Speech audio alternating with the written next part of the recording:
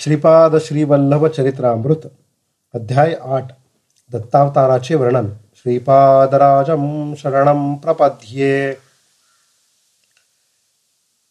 दुसरे दिवशी तिरुमलदास आपले नैमित्तिक अनुष्ठान झाल्यावर म्हणाले, अरे शंकर भट्टा, आत्मसाक्षात्कार जेव्हा होतो त्यावेळी 15 कला आपापल्या भूतामध्ये लय पावतात. त्या त्या देवता मूलभूत शक्ती असलेल्या चैतन्यात लीन होतात. आत्मज्ञान, कर्म इत्यादी ब्रह्मस्वरूपात लय पावत असतात. अशा ब्रह्मज्ञानासाठी जो परिश्रम करीत असतो तो खऱ्या अर्थाने ब्राह्मण होय. प्राण, विश्वास, आकाश, वायू, अग्नी, जल, भूमी, इंद्रिये, मन, अन्न, बल, विचार, मंत्र, कर्म, लोक, लोकातील विविध नावे, त्यांना 16 कळा असे म्हणतात. श्रीपाद श्रीवभू 16 कळांनी परिपूर्ण असे परब्रह्मावतार आहेत. विधाताने प्रथम प्राणांची सृष्टी केली. प्राण म्हणजे संपूर्ण विश्वात विद्यमान असलेली प्राणशक्ती होय. त्या प्राणशक्तीस सूक्ष्मात्मा, हिरण्यगर्भ या नावाने सुद्धा संबोधिले जाते. प्राणमय कोशामध्ये स्थित जीवधातू शक्तीला शक्ती शरीर असे म्हणतात. प्राणमय चैतन्यास संतुलितरित्या प्रवाहित केल्यास मनुष्यांचे भौतिक दुःखांचे निवारण होते. मनुष्याचा स्थूल देह रोगी होण्यापूर्वी प्राणमय शरीर रोगग्रस्त होते. त्याच्यानंतर स्थूल शरीर रोगग्रस्त होते. सृष्टीच्या प्रारंभाचा निश्चय झाल्यावर पंचमहाभूतांचा आविर्भाव झाला. या पंचभूतांचे आकलन करण्यासाठी पंचेंद्रियाची रचना झाली. यांचे संधान करून व्यवस्थित काम करण्यासाठी पंचेंद्रियाची योजना झाली. या 10 इंद्रियावर मनाचा ताबा असतो आणि मन हे आहारापासून बनते. म्हणून मनुष्याने आपल्या आहाराविषयी अत्यंत सावध असली पाहिजे. कारण आहाराच्या सूक्ष्म भागानेच मनातील भावना प्रकट होतात. जसे आहाराचे गुण त्याचप्रमाणे आपले विचार होतात. मनातील विचाराच्या धारेस क्रमबद्ध करून नियंत्रित करणे यालाच मंत्र असे म्हणतात. यज्ञ यागादिकाचे विधीपूर्वक आचरण करीत त्या त्या कर्मकांडात सांगितलेले मंत्रोच्चारण विधीपूर्वक करणे यास कर्म असे म्हणतात. विश्वनिर्मितीचा आधार कर्मच आहे. नामरूप विवर्जित जग असू शकत नाही. आपल्यामधील प्रत्येक इंद्रियास एक एक देवता असतात. या देवतेच्या प्रभावाने ती इंद्रिये कार्य करीत असतात. समाधीस्थ असलेल्या योग्यास जेव्हा आत्मसाक्षात्कार होतो त्यावेळी 16 कला मूलतत्वात लय पावतात. योग्याच्या भौतिक इंद्रियातील चैतन्य शक्ती विश्वातील चैतन्य शक्तीमध्ये लीन पावते. कर्मेंद्रिये व ज्ञानेंद्रिये याने युक्त असलेला मनुष्य कर्म न करता राहू शकत नाही. मनुष्याच्या अहंकारामुळे कर्माचरण घडते. अहम म्हणजे मन आणि बुद्धी हे अज्ञानाच्या आवरणांनी आच्छादित झालेले अशुद्ध चैतन्यच होय. आत्मसाक्षात्कार झालेल्या योग्यास जन्मांतराचे कर्मफळ शेष राहत नाही. अहंकार पूर्णपणे नामशेष झाल्याशिवाय आत्मसाक्षात्कार होत नाही. योग्यास जेव्हा आत्मसाक्षात्कार होतो तेव्हा श्रौत कर्म आणि त्याच्या प्रतिफळाचे केंद्र महद अहंकार असून मायाजाळ सहित शाश्वत परमात्म्यामध्ये लीन होऊन व्यक्तित्वरहित होतो. परमात्मा व्यक्तित्व सहित शक्ती स्वरूप होऊन राहिला आहे. कर्म व त्याच्या फळाचा नाश पावून योगी सिद्धावस्थेस प्राप्त करतो. जरी योगी कर्मफळाचे भोग स्थूल देहाने भोगत असला तरी देहाभिमान नसल्या कारणाने तो सतत मुक्तावस्थेत स्थित असतो. परमात्मा योग्यांच्या द्वारे आपल्या दिव्य लीलांचे प्रकटीकरण करत असतो. योगिक शक्तीचा अहंकार एखाद्या योग्यास झाला असेल तर सर्व शक्तींचे हरण करून त्याचा गर्व हरण करण्याचे सामर्थ्य परमात्म्यात असते. श्री बापन्नार्यांनी श्री शैल्य क्षेत्री असलेल्या श्री मल्लिकार्जुन आणि गोकर्ण क्षेत्री स्थित महाबळेश्वर व इतर काही ठिकाणी सौरमंडलातून शक्तिपात केला होता. स्वयंभू दत्ताची उत्सव मूर्ती तसेच अर्चण मूर्तीत सुद्धा शक्तिपात केला होता. अग्निसंबंधित असलेल्या या शक्तीस शांती विधान करावे लागते. तसे न केल्यास अर्चकासह अर्चना करविणारे सुद्धा अर्चना मूर्तीच्या प्रखार तेजाने शिक्षेस प्राप्त होऊन त्यांना अनिष्ट फळ प्राप्त होते. स्वयंभू दत्तमूर्तीमध्ये झालेल्या शक्तिपाताचे रहस्य केवळ अंतर्ज्ञानी असलेले योगीच जाणू शकतात. श्री शैल्य मल्लिकार्जुन स्थानी शक्तिपात हजारो लोक उपस्थित असताना श्री बापन्नार्यांच्या अध्वर्याने झाला होता. सूर्यमंडळातील तेज बाहेर पडून सर्वांच्या समक्ष मल्लिकार्जुनाच्या लिंगात ते लीन झाले. श्रीपाद श्री वल्लभ यांचा अवतार व हा शक्तिपात ही दोन अत्यंत गोपनीय अशी दैवी रहस्य आहेत. ती केवळ महायोग्यांना सांगण्यासारखी व त्यांनीच जाणण्या योग्य आहेत. श्रीशैल्यात झालेल्या शक्तिपाताचे शांती विधान करण्यात आले. यात हजारोंच्या संख्येने अन्नदान झाले.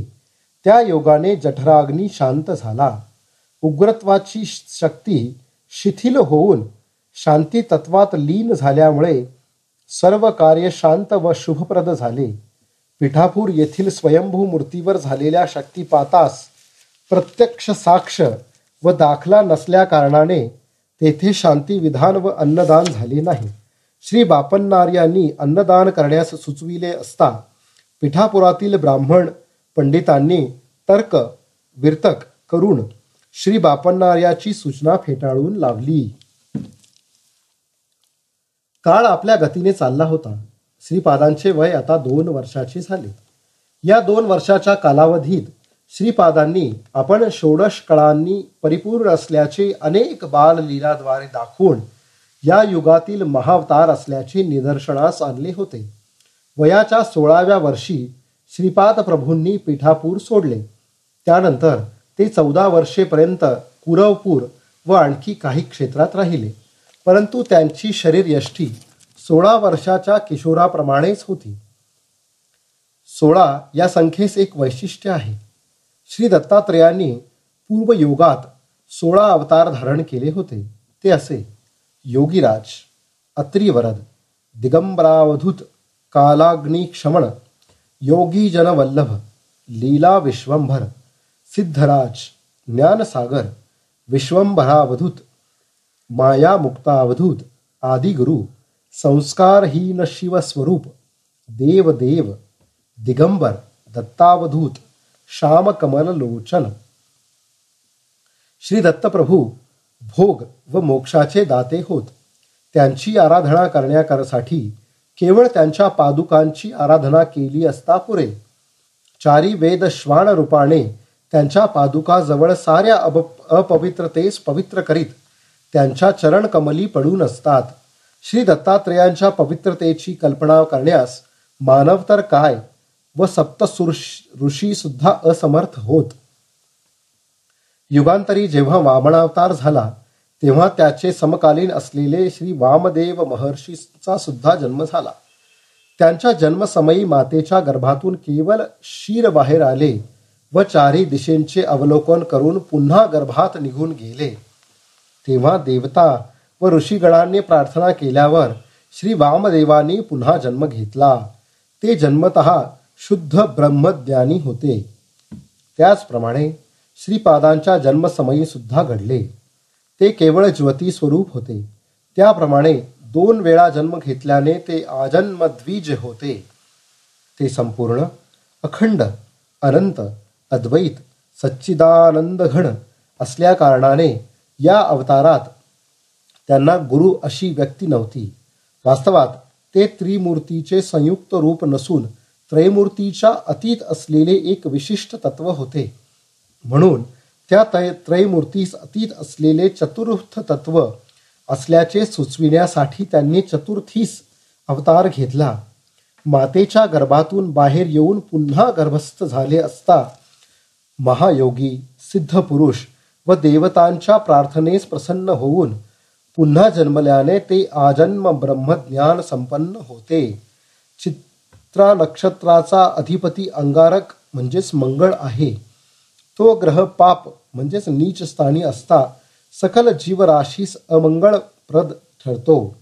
सकल अमंगळाचे हरण करून शुभमंगल तत्व प्रदान करण्यासाठी प्रभूंनी चित्रा नक्षत्रामध्ये जन्म घेतला. चित्रा नक्षत्र असताना श्रीपाद प्रभूंचे पूजन केल्यास विशेष फलप्रद ठरते. श्रीपाद प्रभू साक्षात धर्मशास्त्री आहेत. ते हरिहरात्मज श्री अय्यप्पा स्वामी असल्याचे सुचविण्यासाठी त्यांनी तूळ राशीमध्ये जन्म घेतला. ते जाणत नाही असे धर्मशास्त्रच नाही. धर्मसंकटात सापडलेल्या मनुष्याने त्यांची प्रार्थना केल्यास त्यास धर्मपथ प्रदर्शनाचा लाभ होतो. सूर्य हा ग्रहांचा अधिपती आहे. सिंह लग्नामध्ये जन्म घेतल्यामुळे ते सकल विश्वाचे नाथ व दरबार भरण्यासाठी जन्म घेतलेले जणू काही चक्रवर्ती आहेत असे सूचित होते. श्री दत्तप्रभूपासून त्रिमूर्ती आणि त्रिमूर्तीपासून 3 कोटी देव व त्याच्यापासून 33 कोटी देवता उत्पन्न झाल्या. म्हणून केवळ श्री दत्त नामस्मरणाने सकल देवता स्मरण केल्याचे फल प्राप्त होते.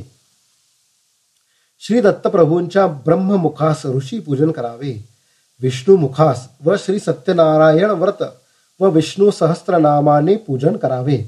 त्यांच्या रुद्रमुखास रुद्राभिषेकाने अभिसिंचन करावे. श्री दत्तप्रभूंच्या ब्रह्ममुखाच्या जिभेवर सरस्वतीचा निवास आहे. ब्रह्ममुखाच्या वक्षस्थळी लक्ष्मीचा वास आहे. रुद्रमुखाच्या वामभागी गौरीचा वास आहे. सृष्टीतील सकल स्त्री देवता व शक्ती श्रीपादाच्या वामभागी व पुरुष देवता शक्ती दक्षिण भागी विराजमान आहेत. तिरुपतीमधील सप्तगिरीवर अवतरलेले श्री व्यंकटेश्वर स्वामी हे साक्षात श्री दत्तप्रभूच. वेंकार हे अमृत बीज व कट हे ऐश्वर्य बीज होय. म्हणून श्री व्यंकटेश्वर हे अमृत व ऐश्वर्याचे प्रदाते आहेत. वे म्हणजे पाप व कट म्हणजे खंडन करणारा किंवा हरण करणारा असा अर्थ आहे. श्री व्यंकटेश्वर आणि श्री पाद श्री वल्लभ खरे पाहता एकच असून अभिन्न आहेत. तेव्हा मी म्हणालो, हे तिरुमलदास, पूर्वी वर्णाश्रम धर्म काटेकोरपणे पालन करावा असे विद्वज्जनांचे म्हणणे होते. परंतु श्रीपाद प्रभूंचे मत याच्या विरुद्ध होते असे मला वाटते. तर माझ्या या शंकेचे समाधान करावे ही विनंती. यावर तिरुमलदास म्हणाले, अरे, ब्राह्मणाने ब्रह्मज्ञानाच्या अन्वेषणातच जीवन घालविले तरच तो सद्ब्राह्मण म्हणविला जातो. विहित धर्म कर्माचा त्याग करून दुराचारी झाल्यास तो दुष्ट ब्राह्मण होईल. त्याचे दुराचार वाढून तो गोहत्या व गोमांस भक्षण करण्यास प्रवृत्त झाल्यास त्याच्यातील ब्राह्मणत्व लोप पावून त्याचे ब्रह्मतेज संपूर्णपणे क्षीण होते. त्याच्या शरीरातील जीवनकणामध्ये बदल घडून तो चांडाळत्वास प्राप्त होतो. तेव्हा तो ब्राह्मण असू शकत नाही. क्षत्रियाने ब्रह्मज्ञानाच्या आकांक्षेने निरंतर तपाचरण केल्यास ब्राह्मणत्व प्राप्त करू शकतो. क्षत्रियाच्या शरीरात जन्मजात असलेल्या जीवनकणात तपाचरणाने बदल घडून त्याला ब्राह्मणत्व प्राप्त होते. याप्रमाणे विश्वामित्रांना ब्राह्मणत्व प्राप्त झाले होते. शनिग्रहाचे 3 राशीत म्हणजे 7.5 वर्षेपर्यंत चलन असते. तेव्हा प्रत्येक मनुष्याच्या शरीरातील जीवनकणामध्ये बदल घडतो. जुन्या जीवनकणांचा नाश होऊन नूतन जीवनकणांचे सृजन होत असते. याची मनुष्यास कल्पना सुद्धा येत नाही. क्षत्रियाने क्षात्र धर्माचा त्याग करून शांतिरस प्रधान केलेले असलेले कृषी, गोसेवा, वाणिज्य अशा धर्माचे पालन करून स्वकर्म सोडल्यास त्याच्यातील क्षात्र तेज टिकून राहत नाही. त्याच्या मन, बुद्धी व शरीरात अनेक बदल घडून येतात आणि तो वैश्यत्वास पावतो. ब्राह्मणाने क्षात्र धर्माचे अवलंबन केल्या असता परशुरामासारखा होतो. पूर्वी द्रोणाचार्य आणि कृपाचार्य जन्मतः ब्राह्मण असले तरी त्यांनी क्षात्र धर्माचे पालन केले नव्हते का? कुसुमश्रेष्ठी वैश्य असला तरी त्याने क्षत्रिय वृत्तीचे अवलंबन केले नव्हते का? जन्मतः शूद्र असून श्रीपाद प्रभूंच्या कृपेने मला ब्रह्मज्ञान झाले नाही का? निरंतर प्रयत्नाने शूद्र सुद्धा वैश्य, क्षत्रिय किंवा ब्राह्मण होऊ शकतो. केवळ एका विशिष्ट वर्णात जन्म झाला म्हणजे यम, धर्म, शिक्षा आचरित आहे किंवा नाही असे नसून आपापल्या शुभ कर्माच्या फलावर आपला वर्ण अवलंबून आहे. जन्मतः शूद्र असलेल्या मला पुढचा जन्म ब्राह्मणाचा मिळू शकेल, तसेच जन्मतः ब्राह्मण असलेल्यास पुढच्या जन्मी शूद्राचा सुद्धा मिळू शकतो. सामाजिक कारणासाठी वर्णव्यवस्था करण्यात आली. परमात्म्याचे मुख ब्राह्मणत्व, बाहू क्षत्रियत्व, ऊर वैश्यत्व व पाद शूद्रत्वाचे सूचक आहेत अशा श्रीपादांनी एक पर्याय सांगितला. तू माझ्या आतिथ्याचा स्वीकार केलास. माझ्या घरचे भोजन हे ब्राह्मणाच्या घरचेच भोजन होय. निरंतर श्रीपादांचे नामस्मरण व ध्यान केल्याने येथील परिसरातील वातावरण शुभप्रद आणि पवित्र अशा स्पंदनाने भरले आहे. जन्मतः नरसावधानी ब्राह्मण असले तरी त्यांच्या घरात भौतिक, मानसिक व आध्यात्मिक स्पंदने विषपुरीत असल्या कारणाने येथील वायुमंडल कलुषित झाले होते. या कारणानेच श्रीपाद प्रभूंनी त्यांच्या आतिथ्याचा स्वीकार केला नाही. यातील हे रहस्य आहे बरं का. जीव परिणाम क्रमाने किंवा विपरिणाम क्रमाने कर्मसूत्राच्या अनुसार जन्म घेण्यास वर्ण आवश्यक आहे, नाही का? यासाठी वर्णाश्रमाची योजना झाली. जॉन हा जर्मनी देशाचा रहिवासी असून सुद्धा त्याला ब्रह्मज्ञानाची अत्यंत जिज्ञासा लागली होती. परिणामक्रमाचा शेवटच्या अवस्थेत त्याला कुरोपुरी श्रीपाद प्रभूंचे दर्शन झाले व अमोघ अशा अनुग्रहाची प्राप्ती झाली. नरसावधानी पेठिकापुरममध्ये असून सुद्धा श्रीपाद हे श्री दत्तात्रयाचे अवतार आहेत हे जाणण्यास त्यांना कित्येक वर्ष लागली. हे जाणल्यानंतर सुद्धा साधना क्रमाशिवाय श्री दत्तांच्या अनुग्रहास प्राप्त होणे अशक्य होय. यावर मी म्हणालो, स्वामी, आपले म्हणणे असे आहे की प्रत्येक जीवकणामध्ये बदल घडत असतो, तर प्रत्येक जातीस एक आत्मा आहे काय? पार्वती देवी ही हिमपर्वताची कन्या असे म्हणतात. असे म्हणण्याचे कारण काय? यावर तिरुमलदास म्हणाले, प्रत्येक जातीस एक आत्मा असतो, तो शक्ती स्वरूपात असतो. ती शक्ती दिव्यात्मा असल्या श्री दत्तप्रभूंच्या मधून बाहेर आलेली आहे. सदैव या शक्तीचा संबंध परमात्म्याशी असल्या कारणाने ती महाशक्ती होय. जात या शब्दाचा अर्थ तू जो समजतोस तसा नाही. जिवंत व्यक्तीमध्ये जसे चैतन्यवंत असे जीवकण असतात असा आहे. त्याचप्रमाणे सामूहिक किंवा सांघिक व्यक्तिमत्वामध्ये असलेल्या प्रत्येक व्यक्तीचे शक्ती सामर्थ्य गण अंतर्लीन होऊन असतात. तसेच प्रत्येक गावास, प्रत्येक शहरास, प्रत्येक राष्ट्रास एक आत्मा असतो. आपण राहतो त्या भूमीस सुद्धा आत्मा आहे. भूमीची जी अधिष्ठान देवता तीस आपण भूमाता असे म्हणतो. तिच्यातील आत्म्याचे, परमात्म्याचे अंश असल्या कारणाने ती मानसिक संबंध असलेली महाशक्ती आहे. तसेच हिमपर्वताच्या ठाई अधिष्ठित असलेल्या देवता शक्तीस हिमवंत असे संबोधित करतो.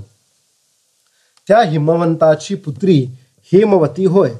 सर्व साक्षी सूर्य भगवानांचे पुत्र यमधर्म असे मानल्यास जीवराशीच्या शुभाशुभ कर्मानुसार न्याय करून पाप्यांना शिक्षा करणारी देवता शक्ती आहे असा अर्थ होतो.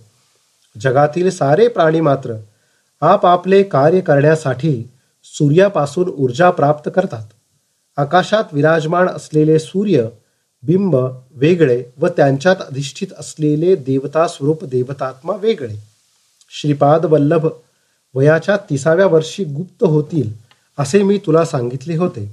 ते अनंत कोटी ब्रह्मांडात असलेल्या अणुरेणूमध्ये विलीन होतील. ते सर्वांतर्यामी आहेत ना? पुन्हा विलीन होणे म्हणजे काय असा तू प्रश्न विचारू शकतोस.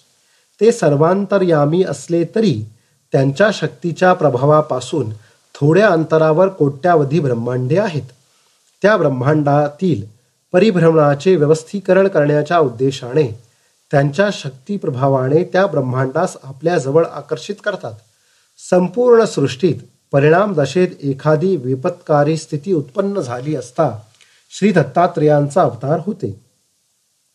चुंबक लोहाचे आकर्षण करते, परंतु लोहावर मालिन्य असल्यास चुंबकाची आकर्षण करण्याची शक्ती अत्यंत बलहीन होते. मलिनत्वास नाहीसे करून सृष्टीतील प्रत्येक अणूचे आकर्षण करून विश्वपरिणामास नूतन दिशा देण्याचा संकल्प जेव्हा होतो त्यावेळेस मात्र असे अवतार होतात. तेव्हा मी म्हणालो, स्वामी, अहिल्या, द्रौपदी, सीता, तारा, मंदोदरस्तथा पंचकन्यां पठे नित्यम महापातकनाशकम असे म्हणतात. हा विषय मला सुलभ रीतीने समजत नाही, म्हणून याचे विवरण करावे ही प्रार्थना. तिरुमलदास यावर म्हणाले, अहिल्येवर इंद्र मोहित झाला होता व तिला प्राप्त करण्यासाठी त्याने मायेचा उपयोग केला. कुक्कुट रूप धारण करून त्याने बांग दिली. पहाट झाली असे समजून गौतम ऋषी अनुष्ठानास बाहेर गेले. पतिव्रता असल्या कारणाने इंद्र अहिल्येस स्पर्श करू शकत नव्हता. इंद्र देवता देवशक्ती संपन्न असल्या कारणाने त्याने मायेची अहल्या उत्पन्न करून त्या मायेच्या अहल्येशी समागम केला. माया अहल्येच्या शरीरातील जीवाणू इंद्राच्या तीव्र अशा इच्छामुळे उत्पन्न झाली होती. माया अहल्या व इंद्र समागमी असता गौतमाने पाहिले व क्रोधित होऊन त्या दोघांस शाप दिला. अहिल्या म्हणाली, हे मुनिवर, आपण हे काय केले? अध्यात्मात अहिल्या गौतमापेक्षा उच्च स्तरावर होती. अहल्येच्या शापामुळे गौतम ऋषी 12 वर्षपर्यंत भ्रमिष्ट होऊन तदनंतर शिवार्चना करून स्वस्थ झाले. अहिल्येची मनशक्ती जड झाल्याने तिचे शरीर पण जडत्व पाहून शिळा झाली. श्रीरामाच्या चरणधुळीने अहल्याचे शाप विमोचन झाले, म्हणून अहिल्या परम पवित्र आहे असे जाण. शापग्रस्त झालेला इंद्र पंचपांडव म्हणून जन्मास आला. 5 रूप 5 मन असले तरी त्यास आधारभूत असलेला आत्मा एकच, हा एक विचित्र असा विषय आहे. शची देवीचा आविर्भाव यज्ञकुंडात द्रौपदीच्या रूपाने झाला. ती अयौनिजा आहे. खऱ्या सीतेस अग्निरूपाने आपल्या गर्भात लपविले व मायेच्या सीतेस रावणाने लंकेस नेले. अग्निप्रवेश केल्यावर मायेची सीता गुप्त झाली व खरी सीता बाहेर आली, म्हणून सीता महापतिव्रता आहे असे जाण. भूचक्रात 12 राशीमध्ये 27 नक्षत्रे आहेत. या 27 नक्षत्रांची जी अधिष्ठान देवता आहे तिचा जन्म तारादेवी म्हणून झाला. ती भर यौवनात असताना गुरुग्रहांचे अधिष्ठान देवता असलेले बृहस्पती मोहित झाले व तिच्याशी विवाह केला. वृद्ध पती यौवनवतीस तृप्त करू शकत नाही. हा विषय धर्मविरुद्ध आहे, म्हणून विवाह समयी केलेले शपथेचे उल्लंघन झाल्यास क्षती नाही. तारादेवीच्या मनात बृहस्पती विषयी कधीच पती असल्याचे भाव उत्पन्न झाले नाहीत. तारादेवीच्या मनात पतीचे भाव उत्पन्न करण्याची जबाबदारी बृहस्पतीची होती. तसे न करता सकल धर्मांचे ज्ञाते असलेले बृहस्पतीने धर्मविरुद्ध आचरण केले. तारादेवीच्या शरीरातील जीवाणूंचे तिच्या मनप्रवृत्तीप्रमाणे बदल घडले. तिच्या मनात चंद्राचे रूप स्थिर झाले असून तिचे हृदय चंद्राधीन झाले होते. ह्याप्रमाणे बदल घडलेली तारादेवी व पूर्वी बृहस्पतीस विवाह केलेली तारादेवी भिन्न होत. म्हणून तारा चंद्र यांचे मिलन हे धर्म विरुद्ध नाही. सृष्टी नियमाप्रमाणे 27 नक्षत्रातून भ्रमण करणे हा चंद्राचा धर्म होय, गुरुग्रहाचा नव्हे. जर गुरुग्रहाने तसे केल्यास धर्म विरुद्ध होईल. कुठल्याही धर्मविरुद्ध कार्याची अधोगती होते. म्हणून 27 नक्षत्रांची अधिष्ठान असलेली तारादेवी व चंद्रमंडलाचे अधिष्ठान असलेल्या चंद्रास पावणे हाच धर्म होय. बाबा रे, या धर्म सूक्ष्मास अनुसरून तारादेवी महापतिव्रता होय. भीष्माचार्य शरशय्येवर असता युधिष्ठिरास हितोपदेश केला. भीष्म म्हणाले, कुकर्म घडत असता शक्यतो त्याचा विरोध केला पाहिजे किंवा अधर्म घडत असलेल्या त्या स्थळाचा त्याग केला पाहिजे. यावर द्रौपदी खुदकन हसली त्यावर भीष्म म्हणाले, ज्यावेळी द्रौपदीचा मानभंग झाला तेव्हा माझे वागणे अनुचित होते, कारण त्यावेळी मी दुर्योधनाच्या आश्रयात होतो. त्याच्या अन्नसेवनाने माझे रक्त कलुषित झाले होते व बुद्धी भ्रष्ट झाली होती. आता ते कलुषित रक्त माझ्यात नसून बुद्धी कल्मषरहित झाली असून ज्ञानोदय झाला आहे. जीव परिणाम दशेत अनेक जन्म घेत असतो. थोड्या जन्मात स्त्री तर थोड्या जन्मात पुरुष होतो. मानव जन्माव्यतिरिक्त पशुपक्षादींचा सुद्धा जन्म घेतो. जन्मांतरी मंदोदरीचा पुरुष जन्म होता. त्या जन्मामध्ये तिला एक चंचल स्वभावाची, एक दृष्ट स्वभावाची, एक मृदू स्वभावाची अशा 3 पत्नी होत्या. इह जन्मी चंचल स्वभावाची पत्नी वानर होऊन वाली झाला. दृष्ट स्वभावाची पत्नी राक्षस होऊन रावण झाला. मृदू स्वभावाच्या पत्नीचा विभीषण म्हणून जन्म झाला. कल्पांतरी हे तिघे मंदोदरीचे पुरुष जन्म असता तिचे पत्नी होते, तर ती या जन्मी चंचल वृत्ती असलेला वाली याची पत्नी झाली व त्यापासून अंगदाचा जन्म झाला. तदनंतर दृष्ट प्रवृत्ती असलेल्या रावणाची भार्या झाली. रावण संहारानंतर मृदू स्वभाव असलेल्या बिभीषणाची पटराणी झाली. तर वालीची पत्नी असताना, रावणाची पत्नी असताना व बिभीषणाची पत्नी असताना तिच्यातले जीवाणू भिन्न होते. म्हणून मंदोदरी सुद्धा पतिव्रता होय. तेव्हा मी म्हणालो, स्वामी, स्त्रीस एकच पती किंवा पुरुष एक पत्नी व्रत असला पाहिजे असे म्हणतात, तर बहुभार्या किंवा बहुभर्तृत्व निंदनीय आहे ना? तिरुमलदास म्हणाले, तुझे म्हणणे खरे आहे. एखाद्या पुरुषाने विनाकारण पत्नीस त्रास दिला तर 7 जन्मापर्यंत बालविधुर होतो असे सांगितले आहे. एखाद्या पुरुष 4-5 स्त्रियांशी विवाह केल्याने पुढील जन्मी हा पुरुष स्त्री जन्म घेतो व त्या 4-5 स्त्रिया त्यांची कामवासना व संस्कार क्षीण न झाल्याने पुरुष जन्म घेऊन त्या स्त्रीचा उपभोग घेतात. एका जन्मी असे झाल्यास व्यभिचार दोष घडतो. जर विविध जन्म घेऊन प्रत्येक जन्मी एकाशी विवाह केल्याने दोष नाही. हा कालचक्राचा प्रभाव आहे. असल्या कित्येक आश्चर्यकारक घटना या महाचक्रात घडत असतात. स्त्री जन्म घेतल्यास त्या जन्मासंबंधित धर्माचे आचरण केले पाहिजे. पुरुष जन्म घेतल्यास त्या जन्मासंबंधित धर्माचे आचरण केले पाहिजे. पती पत्नीमध्ये कलह उत्पन्न करणाऱ्या व्यक्तीचा पुढच्या जन्मी स्त्री अथवा पुरुष न होता नपुंसक होतात व संसार सुखास वंचित होऊन दुःखी होतात. मांसाहार निषिद्ध आहे. समजा एखादी व्यक्ती एका शेळीचा वध करून 4 चौघांबरोबर मांसाहार करते. त्या शेळीस प्राणोत्क्रमण करताना समयी अत्यंत पीडा होते. तिचे पीडित स्पंदन वायुमंडलात वावरत असते. बाबा रे, वायुमंडलात पीडामय व आनंदमय स्पंदने असतात. सत्कर्मामुळे आनंदमय स्पंदने व दुष्कर्मामुळे पीडामय स्पंदने उत्पन्न होतात. मृत शेळीने मारून खाल्लेल्या 4 चौघा मानवांचा सूड घ्यावा अशा इच्छेने प्राणत्याग झालेल्या कारणाने मानव जन्म घेते व मांस भक्षण केलेल्या मानवांचा शेळींचा जन्म होतो.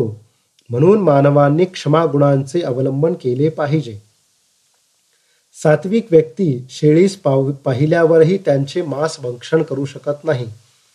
जरी ती शेळी पूर्वजन्मी मारलेल्या मनुष्यास क्षमा करील तर त्या शेळीस प्राणदान केल्याचे पुण्य लाभून तिचे कर्मचक्र थांबते. पिठकापुरीच्या रहिवाशांचे सामूहिक पुण्य व सामूहिक पाप एकाच वेळेस फलित झाल्याने श्रीपाद श्रीवल्लभांच्या जन्मास कारणीभूत झाले.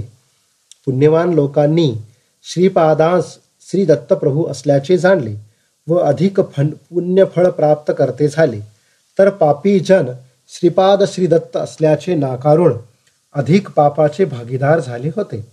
श्री दत्ताची आराधना करीत असून श्रीपादांची निंदा करणाऱ्यास रौरव आदी नरकाची प्राप्ती होते. विषय न समजल्यास मौन धारण करणे अधिक उचित होय. पण त्या दिव्य भव्य अशा मंगल स्वरूपावर निंदापवाद लादणे योग्य नव्हे.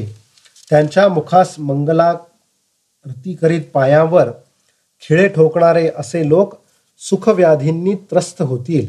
एवढेच नव्हे तर दत्तात्रयांनी आपल्या अनुग्रहाने एका विचित्र अशा योगशक्तीचा समावेश केला. पुण्यवान जनास केवळ नामस्मरणाने अप्रयत्नाने सर्व मनोरथ पूर्ण होत, तर पापीजन श्रीपादांची निंदा केल्याने त्यांच्यावर नाना प्रकारचे विघ्न व अनिष्ट कोसळत. श्रीपादांचे अग्निस्वरूप आहे. त्यांनी धारण केलेले अग्नी वस्त्र होय. ते पवित्र योगाग्नी स्वरूप असून त्यांच्या पादुकांच्या महिमा वर्णन करण्यास युगेही कमी पडतील. वेद उपनिषद सुद्धा त्यांच्या पादुकांचे वर्णन करण्यास असमर्थ आहेत. किती युग झाले, किती कल्प लोटले, केवढे वेळा सृष्टी स्थिती लय क्रम पूर्ण झाले, पण श्री दत्त ते श्री दत्तच. ते अद्वितीय असून साक्षात श्रीपाद श्रीवल्लभ आहेत. सृष्टीतील प्रत्येक अणू या परम सत्याचे साक्षीदार आहेत. श्री पीठिकापुरास एका अवधूताचे आगमन झाले. ते उन्मत्त अवस्थेत असलेल्या सिद्ध पुरुष होते. त्यांचे वागणे अतिविचित्र होते. कोणास शुभाशीर्वाद द्यायचे असले तर शिवीगाळी करीत, असा त्यांचा विचित्र स्वभाव होता. कोणाची स्तुती केली तर त्या व्यक्तीचे पुण्य क्षीण होत असे. पीठिकापूरवासियांनी त्या सिद्धास स्वयंभू दत्त कोठे आहेत असे विचारले. तेव्हा ते सिद्ध पुरुष म्हणाले की श्री दत्त सकल पुण्यक्षेत्रात स्नान करून सध्या एका नदीत आहेत. भक्तांनी खूप शोधायचा प्रयत्न केल्यावर एका नदीत स्वयंभू श्री दत्ताची मूर्ती सापडली. एका शुभ मुहूर्तावर त्या मूर्तीची पुनःप्रतिष्ठा सर्व मंगलप्रद अशा सुमती महाराणी व ब्रह्मतेज असलेल्या श्री अप्पलराज शर्मा यांनी केली. या महोत्सवाचे अध्वर्यू श्री बापन्नार्य होते. मंदिरात मूर्तीची प्रतिष्ठापना झालेल्या दिवशी श्री बापन्नार्यांनी त्या सिद्ध पुरुषास आपल्या घरी भिक्षेस येण्याची विनंती केली. आजोबांच्या घरी त्या सिद्धास श्रीपादांचे दर्शन झाले. केवळ 2 वर्षाच्या त्या बालकास पाहिल्यावर त्या सिद्धाच्या मनात पुत्रवात्सल्य उत्पन्न झाले. श्रीपाद मातुल श्री व्यंकटप्पा यांच्या खांद्यावर बसून शिखेची चेष्टा करीत सिद्धांकडे दृष्टी करून हसले. ते हास्य पाहून सिद्धास समाधी लागली. समाधीतून व्युत्थान झाल्यावर श्रीपाद म्हणाले, माधवा, तुझ्या इच्छेप्रमाणे हिंदू साम्राज्याची स्थापना माझे वय 16 वर्षाचे झाले असता बुक्कराय करील. तू हरिहर बुक्कराय यांच्या पाठीशी सदैव असले पाहिजे. विद्यारण्य महर्षी या नावाने तुझी ख्याती होईल. तुझ्या सहोदर सायणाचार्यांच्या वंशात येणाऱ्या शताब्दात गोविंद दीक्षितांचा जन्म होणार आहे. तो गोविंद दीक्षित कोणी नसून तूच असशील. राजर्षी होऊन तंजावूर संस्थानात महामंत्रीचा पदभार सांभाळून कृतकृत्य होशील. असे ऐकल्यावर आनंदाने सिद्धाच्या डोळ्यातून अश्रुधारा वाहू लागल्या. त्याने श्रीपादांना आपल्याजवळ घेतले. इतक्यात श्रीपादांनी त्या सिद्धाच्या चरणाचे वंदन केले. सिद्धाने आश्चर्य व्यक्त करताच श्रीपाद म्हणाले, तू विद्यारण्य या नावाने शृंगेरी पीठाधिपती होशील. तुझ्या शिष्य परंपरेत 3रा शिष्य कृष्ण सरस्वती म्हणून तूच असशील. तुझ्या मनात माझ्याविषयी पुत्रभाव असल्या कारणाने माझ्या पुढील नृसिंह सरस्वती या नावाने होणाऱ्या अवतारात काशी क्षेत्री कृष्ण सरस्वती होऊन तू मला संन्यास दीक्षा देशील. तू संन्यास धर्माचा उद्धार करशील. यास काशी विश्वेश्वर व माता अन्नपूर्णा यांची साक्ष असेल. वसिष्ठ शक्ती पराशर त्राश्रय पाराशर गोत्रोद्भव ऋग्वेदांतर्गत वाजपेयाजी माधवाचार्य हे विद्यारण्य महर्षी नावाने ख्यात होतील. बाबा रे, उद्या तुला आणखी चरित्र सांगीन, असे म्हणून तिरुमलदासांनी त्या दिवशीचे निरूपण तेथेच थांबविले. श्रीपाद श्रीवल्लभांचा जय जयकार असो. अध्याय 8 समाप्त.